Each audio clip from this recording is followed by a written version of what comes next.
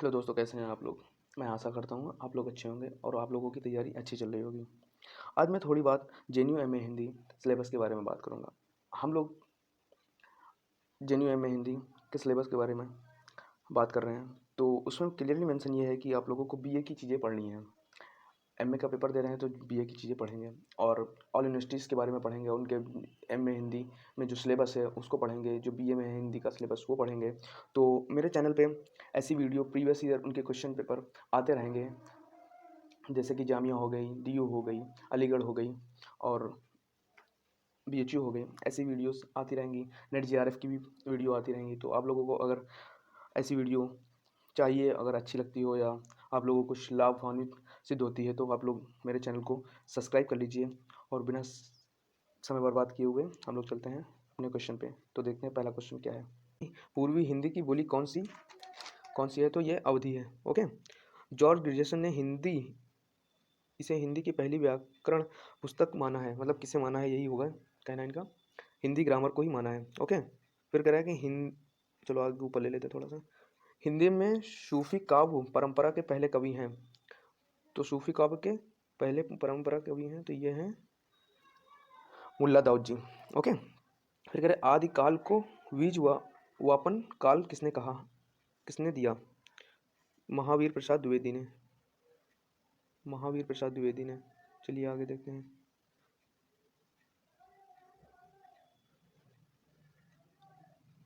कह रहा विभाव अनुभाव व्यक्ति विभाचारी भाव संयोगात्मक सनि निपत्ति, यह सूत्र किस आचार्य ने दिया है? तो भरत मुनि जी ने। पहला गिरमिटिया उपन्यास में किसके जीवन पर आधारित है? ओके, तो ये महात्मा जी की। दलित साहित्य का सौंदर्य शास्त्र पुस्तक के लेखक हैं ओम प्रकाश वाल्मीकि। ओके। चलिए आगे देखते हैं क्वेश्चन नंबर 80। कौन सी सही सम्मिलित नहीं है? तो इसमें से सम्मिलित नहीं है सी, मुझे चांद चाहिए, अरुण सुरेंद्र वर्मा जी का है। ये 1996 में लिखा गया था। किसका है? सुरेंद्र वर्मा जी का। ओके।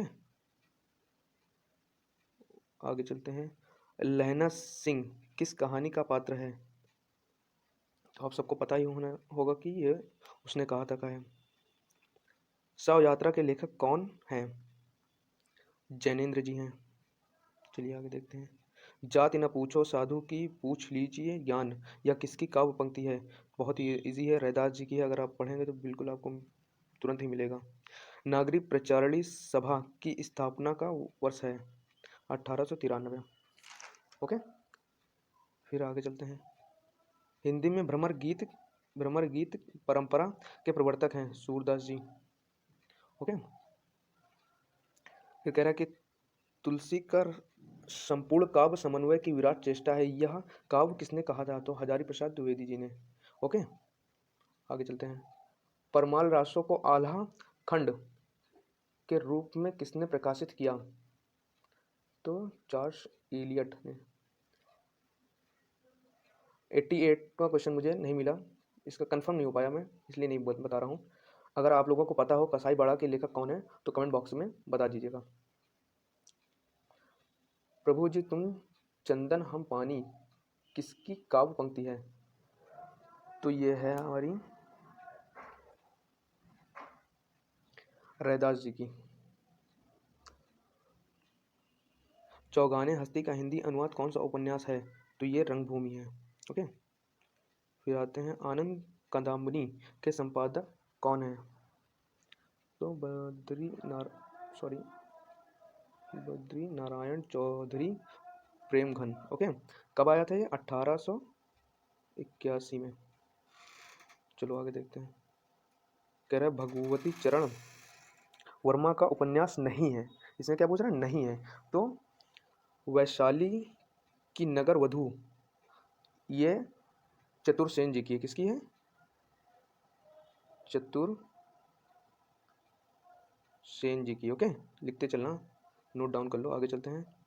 ऋण जल धन जल किस विधा की रचना है? तो यह है रिपोर्ताज। उसने कहा था कहानी का प्रकाशन वर्ष है, तो ये 1915। ओके, चलिए आगे चलते हैं।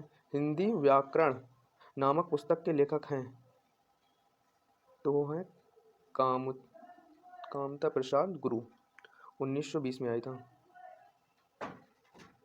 20 में। ओके, आचार्य रामचंद्र शुक्ल के अनुसार हिंदी का पहला महाकाव्य है, तो जाहिर सी बात है कि आपको पता होगा पृथ्वीराज रासो। आकाशदीप कहानी के लेखक हैं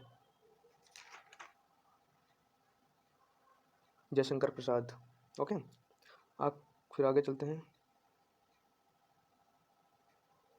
निम्न में से कौन सी रचना चिंतामणि की नहीं है?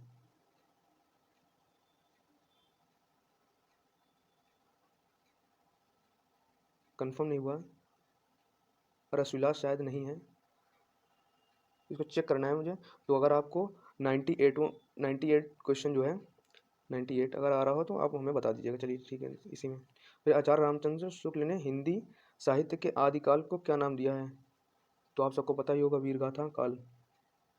ओके, फिर आते हैं कि रीति मुक्त या स्वच्छंद धारा के प्रमुख कवि हैं, तो कौन है वो हैं रीति मुक्त घनानंद। रीति मुक्त, देखो रीत सिद्ध से सतसई होगा, सिद्ध से सतसई होगा। रीतबद्ध, बद्ध बंध गए, कौन बंधा, कौन रीतबद्ध बंध गए। एक टेक्निक बता रहा हूँ मैं। रीतबद्ध केशव जी। रीत सिद्ध कर दिए सतसई ने, बिहारी सतसई ने। और रीत मुक्त हो गए पूरी तरीके से, तो कौन हुआ मुक्त? घनानंद जी। इससे कि हमारा लोगों का ये समाप्त हो गया है पूरा, 100 क्वेश्चन हो गए कंप्लीट। और अगर आपने पहली वीडियो नहीं देखी है तो आपने डिस्क्रिप्शन में जाके देख लीजिएगा, और बहुत ही महत्वपूर्ण क्वेश्चन है इसमें, और यहाँ तक कि क्वेश्चन रिपीट होते हैं पेपर में। तो सो प्लीज़ इसको पूरा ध्यान से देखिएगा, और एक बार ही नहीं 3-4 बार देखिएगा, तभी ये आपके जहन में चढ़ जाएगा। चलते हैं, नमस्कार। अगर आपको हमारा ये वीडियो अच्छा लगा हो तो लाइक और सब्सक्राइब कर दीजिएगा। ऐसी और वीडियो आती रहेगी हमारी इसी चैनल पे। चलते हैं, नमस्कार।